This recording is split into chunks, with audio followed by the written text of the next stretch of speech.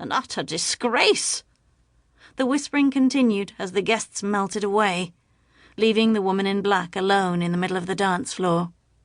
The dim lighting showed that Lady Denshire was graceful, with dark chestnut hair and her head raised high. In the lift of her chin, Lucas saw pride, anger, defiance, and terror. She was a female version of himself, in fact, and he saw her posture change as defiance was assaulted by fear and humiliation. She slowly turned, her gaze sweeping over the retreating guests as if looking for a friendly face. She was beautiful and haunted and desperately alone. On impulse, he crossed the empty ballroom and smiled at the woman in black. "I'm Foxton, Lady Denshire. Though we haven't been formally introduced, will you join me for a waltz?" On that last word, he shot a commanding glance at the musicians. The leader nodded in relief to have some direction, and the quartet struck up a waltz. She froze, looking like a deer ready to take flight. "Why do you want to dance with me? I am a pariah." "I'm something of a pariah myself," he said peaceably, "and I was not put on this earth to cast stones." He extended his hand again. "Waltz with me."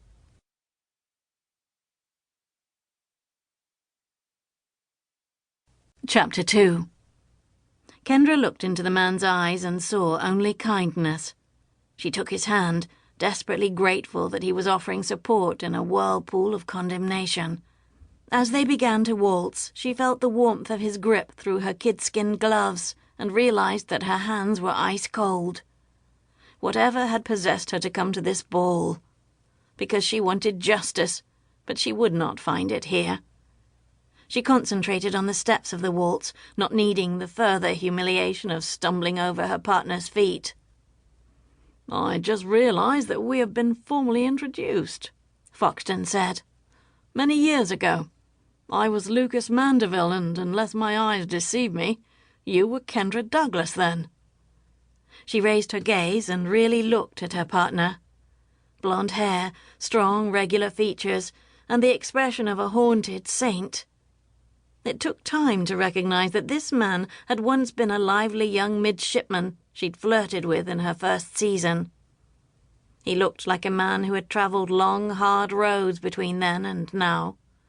Or, rather, sailed stormy seas since he'd been a Royal Navy officer. "The last time we danced together was the night before you left for Plymouth to join your ship." He nodded. "You wore a very pretty gown with a lot of blue embroidery that made your eyes look like sapphires." She'd forgotten that herself.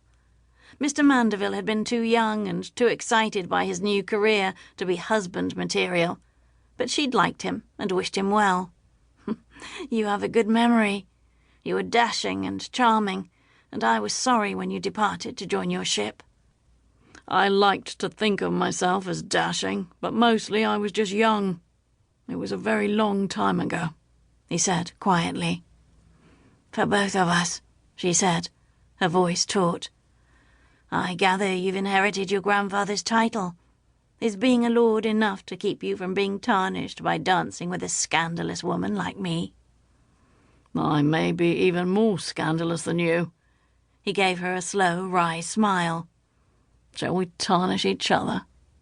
She'd liked the young midshipman then, and she liked the haunted lord now. Her tension ebbed, but she had to ask, "Do you know the crimes I have been accused of?" He shrugged. "I heard some gossipy whispers when you entered the room, but that is rumour, not knowledge." She was glad he appreciated the difference. "Do you know what it's like to stand accused and not be able to defend yourself?" "Actually, I do," he said thoughtfully. "My circumstances were not identical, but there are similarities." What could have made Lucas Mandeville a pariah? Cheating at cards? Never. Cowardice under fire? She supposed that any man in battle might succumb to terror, especially if young, but it was hard to imagine that of him. Reminding herself that she had barely known him all those years ago and didn't know him at all now, she decided it was pointless.